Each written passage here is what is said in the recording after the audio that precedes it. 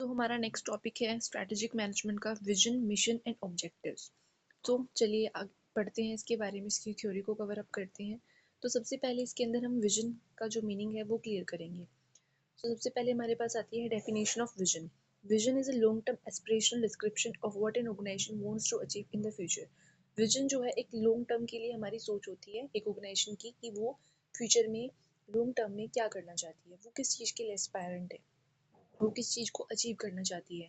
Basically it describe the desire future position of the company, मतलब कि एक company जिस डिजायर पोजीशन पे पहुंचना चाहती है फ्यूचर में वो उस चीज़ को शो करता है।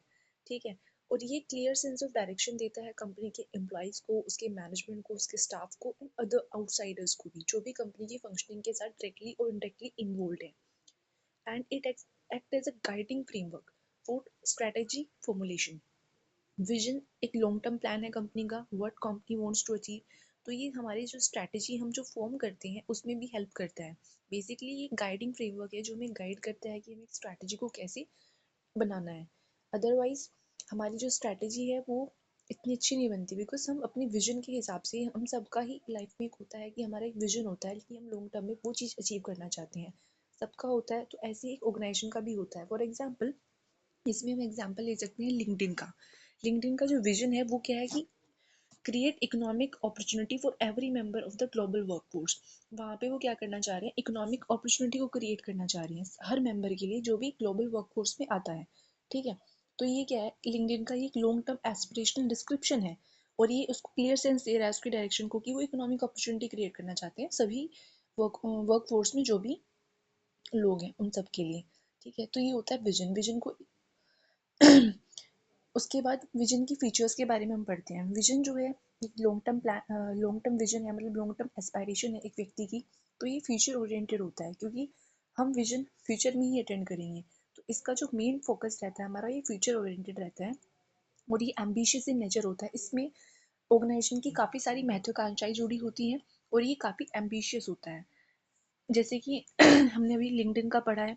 उसके बाद जो हमारा विजन होता है काफ़ी क्लियर होता है और कंसाइज होता है। क्लियर इसलिए होता है क्योंकि अगर ये अनक्लियर होगा या फिर इसके अंदर कोई भी क्लैरिटी नहीं होगी तो क्या होगा कि जो हमारी डायरेक्शन है, हम किस डायरेक्शन में मूव कर रहे हैं, हम उससे हट जाएंगे।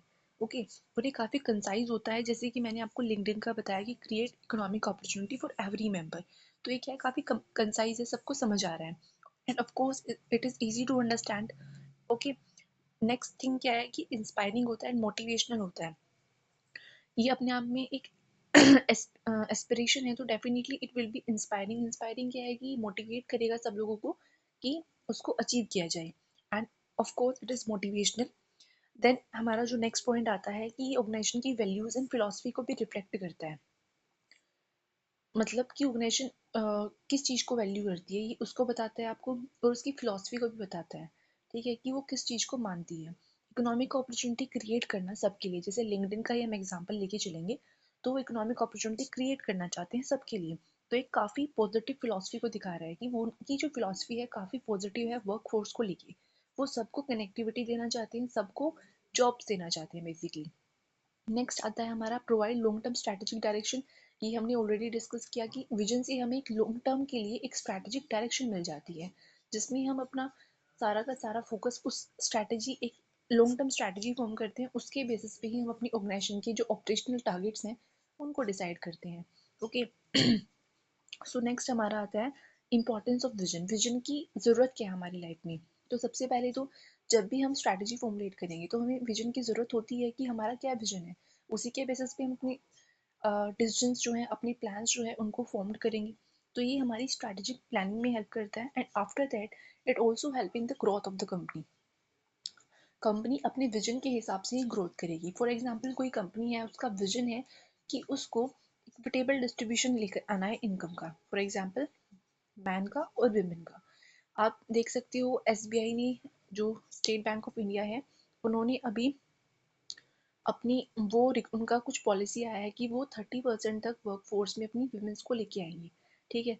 तो ये एक लॉन्ग टर्म विजन का ही पार्ट हो सकता है एक ऑर्गेनाइजेशन का।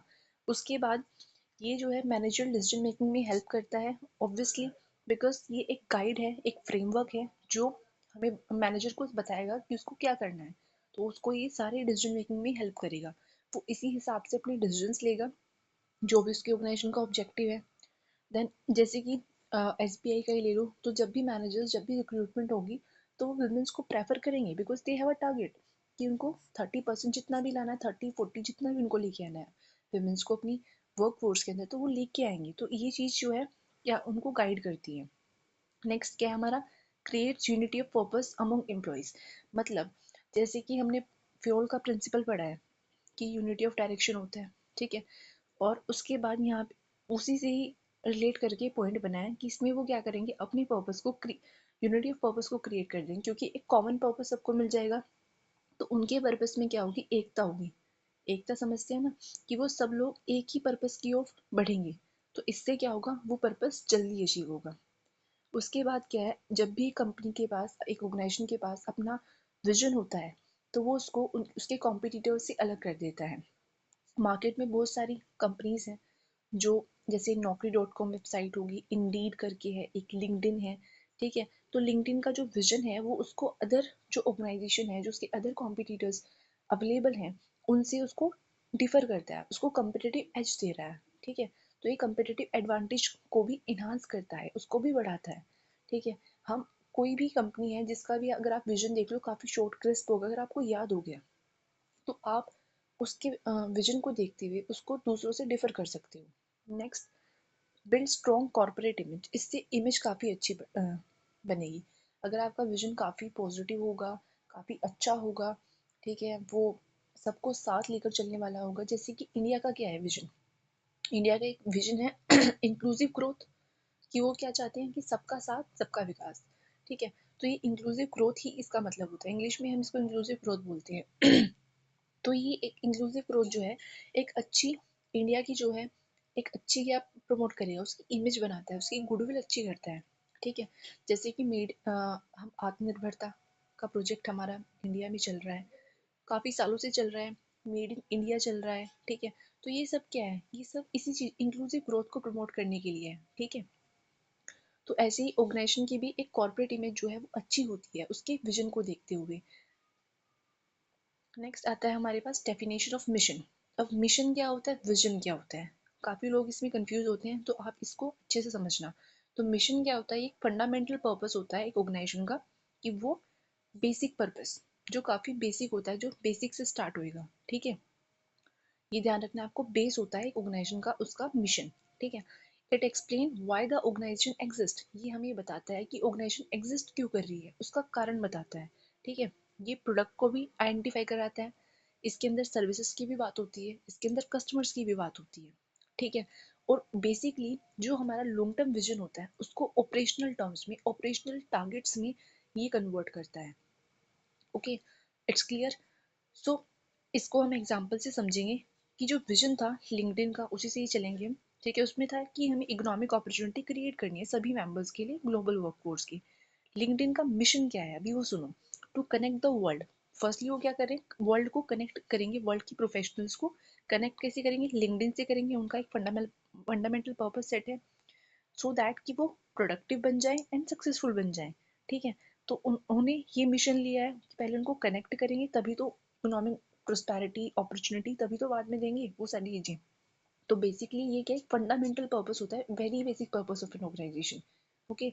और ये विजन को ही ऑपरेशनल टर्म्स में सेट करता है। तो नेक्स्ट आती है मिशन की क्या इंपॉर्टेंस होती है।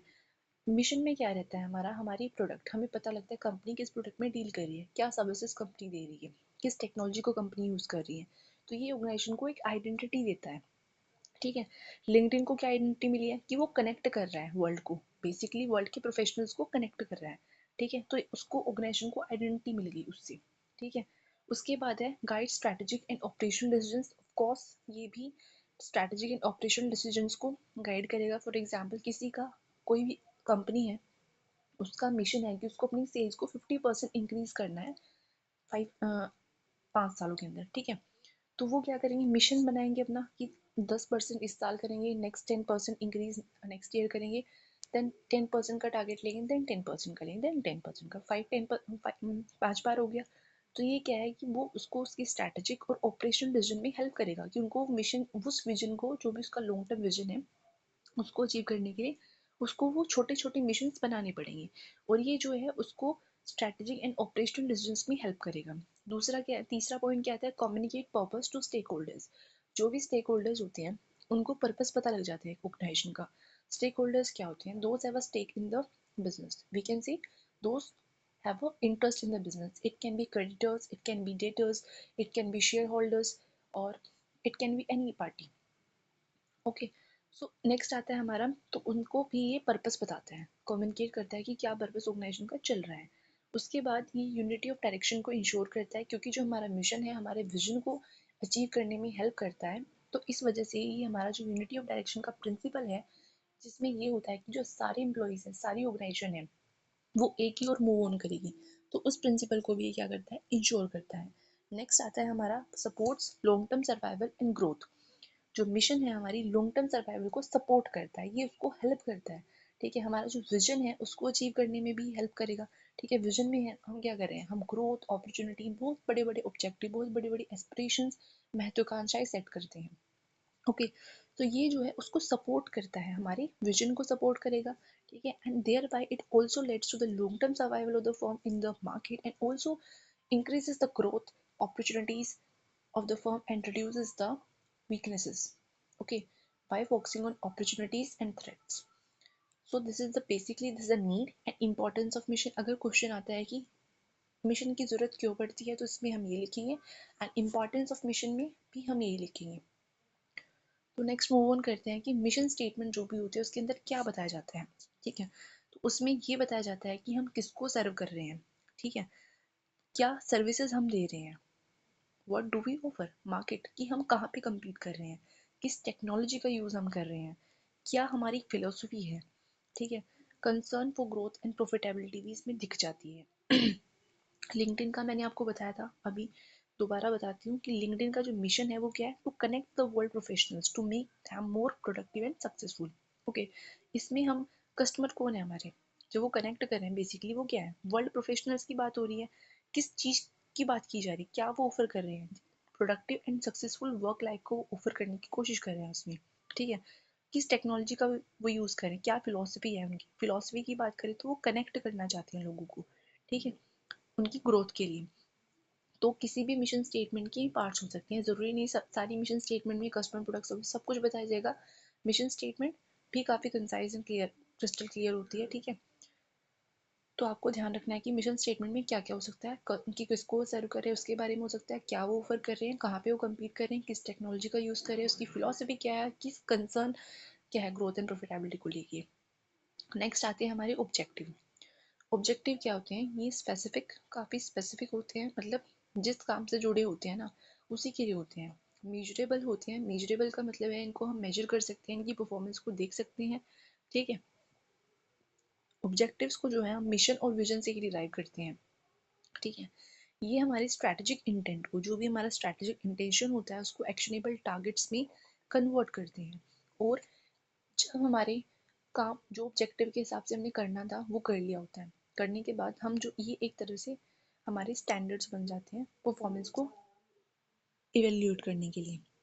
ओके, अब ऑब्जेक्टिव्स की कैरेक्टरिस्टिक्स क्या होती हैं, ये जो है स्पेसिफिक होते हैं एंड क्लियरली डिफाइंड होते हैं। जब भी ऑर्गेनाइजेशन के अंदर ऑब्जेक्टिव्स डिसाइड किए जाते हैं तो क्लियरली सभी ऑर्गेनाइजेशन मेंबर्स को के साथ डिस्कस किए जाते हैं। सो जो हमारा ऑब्जेक्टिव में, जैसे कि लिंक्डइन का, मानो लिंक्डइन ने अपना ऑब्जेक्टिव सेट किया है कि उनको 1000 जो प्रोफेशनल्स हैं उनके साथ कनेक्ट करना है विद इन 1 ईयर, मान लेते हैं। ठीक है, तो उन्होंने जो ऑब्जेक्टिव रखा है अपना वो स्पेसिफिक रखा है कि 1000 प्रोफेशनल्स को कनेक्ट साथ कनेक्ट करना है, और क्लियरली डिफाइन भी कर दिया है। ओके, तो मेजरेबल है एंड क्वान्टिफाइबल है, क्वांटिटी में है उन्होंने 1000 बता दिया है।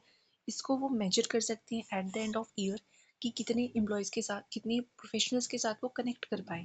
ठीक है, और ये जो टारगेट है वो उनका अचीवेबल भी है, वो उसको अचीव कर सकते हैं, और ये रियलिस्टिक भी है। ऐसा नहीं है कि उन्होंने जो टारगेट है वो बिल्कुल इमेजिनरी रख दिया, जैसे कि हम बोल सकते हैं कि उन्होंने जो टारगेट है वो रख दिया है कि हमें 20 करोड़ प्रोफेशनल्स को, 20 करोड़ तो फिर भी हो जाता है, मतलब इससे भी बियॉन्ड रख दिया है कि भाई इतने लोगों को हमें कनेक्ट कराना है। ठीक है, तो वो रियलिस्टिक नहीं है विद इन 1 ईयर। वो रियल नहीं हो सकता। तो अचीवेबल एंड रियलिस्टिक होते हैं ऑब्जेक्टिव्स हमारे। उसके बाद जो 1000 वर्किंग प्रोफेशनल्स के साथ कनेक्ट करने का है उनका मिशन, तो वो मतलब मिशन ही ऑब्जेक्टिव है, तो उसकी मिशन एंड विजन के लिए रिलेवेंट है, वो उनके अंदर ही कंट्रीब्यूट कर रहा है बेसिकली।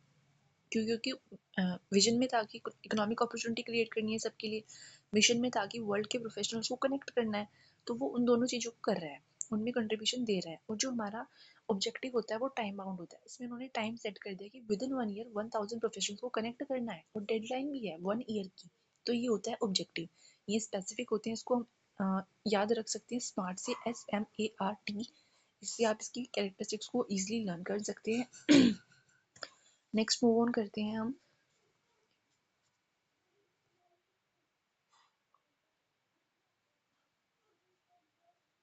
टाइप्स ऑफ ऑब्जेक्टिव्स पे। तो जो टाइप्स ऑफ ऑब्जेक्टिव है हमारे, वो शॉर्ट टर्म हो सकते हैं, लॉन्ग टर्म हो सकते हैं, फाइनेंशियल की बेसिस पे हो सकते हैं, नॉन फाइनेंशियल हो सकते हैं। तो जो शॉर्ट टर्म ऑब्जेक्टिव्स होते हैं हमारे, उनको हम विद इन 1 ईयर अचीव कर लेते हैं। लॉन्ग टर्म ऑब्जेक्टिव जो हमारे होते हैं, उनको अचीव करने के लिए हमें सालों लग जाते हैं। जो मैंने अभी आपको बताया वो शॉर्ट टर्म ऑब्जेक्टिव था लिंक्डइन का। और लॉन्ग टर्म ऑब्जेक्टिव हो सकता है जैसे कि 5 साल, 10 साल, 15 साल का कोई ऑब्जेक्टिव वो टारगेट कंपनी सेट कर रही है। उसके बाद होते हैं फाइनेंशियल ऑब्जेक्टिव्स।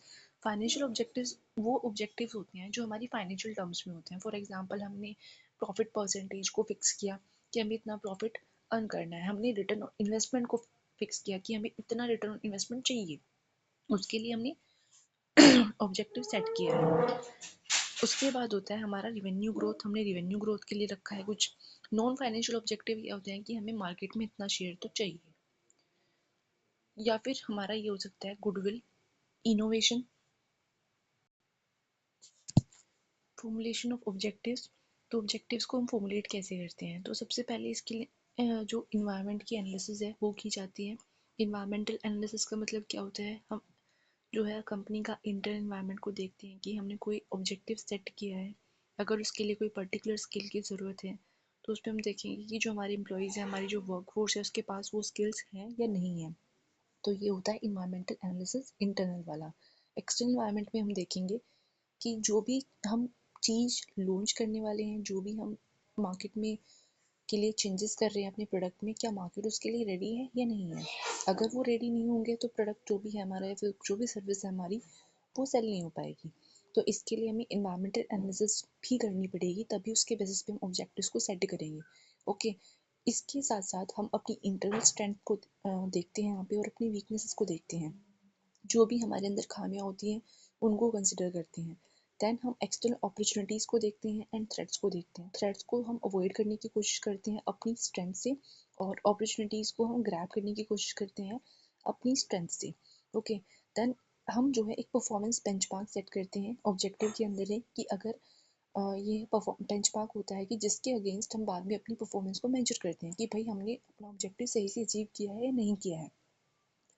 उसके बाद होता है continuous review and control. Objectives को हमेशा कंटिन्यूसली रिव्यू किया जाता है सो दैट कि वो अपने पास से डिफ्लेक्ट ना हो जाए, और हमेशा उनके ऊपर एक कड़ी नज़र रखी जाती है जिससे कि हमको कंट्रोल कर सकें कभी भी जब भी हमें लगे।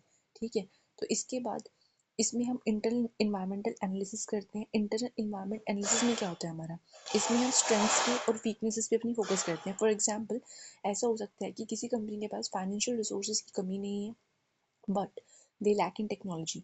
तो इसमें जो स्ट्रेंथ क्या होगी उनकी, कि उनके पास फाइनेंशियल रिसोर्सेज की कमी नहीं है, मतलब they have abundant financial resources, तो this is their strength. Weakness क्या होगी कि उनके पास कैपिटल रिसोर्सेज की कमी है, सो ये उनकी वीकनेस होगी। तो इसके अंदर हम फाइनेंशियल रिसोर्सेज की स्टडी करते हैं, HR ऑपरेशंस की स्टडी करते हैं, और ये कोर कॉम्पिटेंसीज को हेल्प आइडेंटिफाई करने में हेल्प करता है, मतलब कि जिनसे हम कॉम्पीट कर सकते हैं मार्केट के अंदर, उनको हेल्प करता है फाइंड आउट करने में। और ये हमें स्ट्रैटेजी की फॉर्मुलेशन में हेल्प करता है। बेसिकली ऑब्वियस ये करेगा ही जब हम एनालिसिस करेंगे।